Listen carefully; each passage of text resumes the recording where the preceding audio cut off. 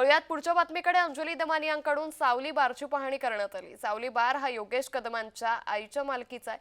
अनिल परबांच्या आरोपांनंतर आता सावली बार चांगलाच चर्चेत आलेला आहे. त्यामुळे एकंदरीतच अंजली दमानिया यांनी या सावली बारची आज पाहणी केलेली आहे.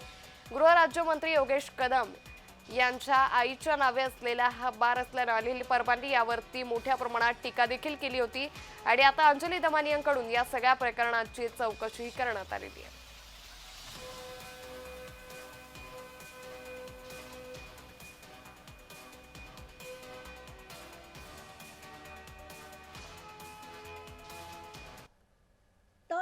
प प होत होतं त्या माणसाचं.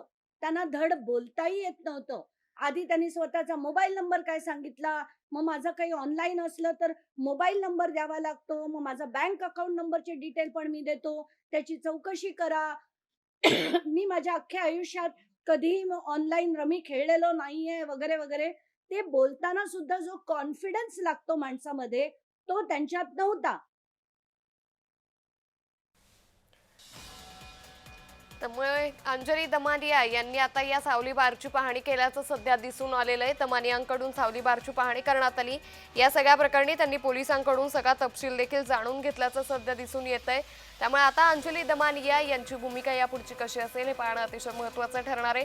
खरं तर अनिल परबांनी गृहराज्यमंत्री योगेश कदम यांच्यावरती हा मोठा आरोप केलेला होता की योगेश कदमांच्या म्हणजेच राज्याच्या गृहराज्यमंत्र्यांच्याच आईच्या नावे डान्स बार चालतो असा आरोप अनिल परबांनी केला होता. यावरून अनिल परब आणि गृहराज्यमंत्री योगेश कदम यांच्यामध्ये चांगलीच खडाजंगी झाल्याचं पाहायला मिळालं, जुंपली होती आणि आता यावरतीच अंजली दमानी यांनी देखील आता या प्रकरणात उडी घेतल्याचं दिसून येते. अंजली दमानी यांकडून याच बहुचर्चित असलेल्या सावली बारची पाहणी करण्यात आलेली आहे. तर सकाळी अंजली दमानिया यांनी या बारची पाहणी केली. या संदर्भात अधिक माहिती घेऊयात आमच्या प्रतिनिधी पूजा उसगरे यांच्याकडून. पूजा, अंजली दमानी यांनी सावली बारची पाहणी केली, काय अधिक तपशील?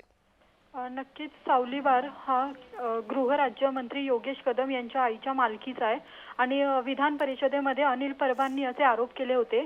यानंतर अंजली दमानी यांनी जाऊन या बारची पाहणी केली आहे आणि यानंतर ते समतानगर पोलीस ठाण्यामध्ये सुद्धा पोहोचल्यात आणि त्या बार संदर्भात तक्रारी देतात. याशिवाय गृहराज्यमंत्र्यांच्याच नावानं, त्यांच्या आईच्या नावानं जर बार असतील तर हे महाराष्ट्राचं दुर्दैव आहे अशी टीका देखील त्यांनी केलेली आहे. अंकिता, निश्चित. धन्यवाद पूजा, आपण दिलेल्या सविस्तर माहितीसाठी.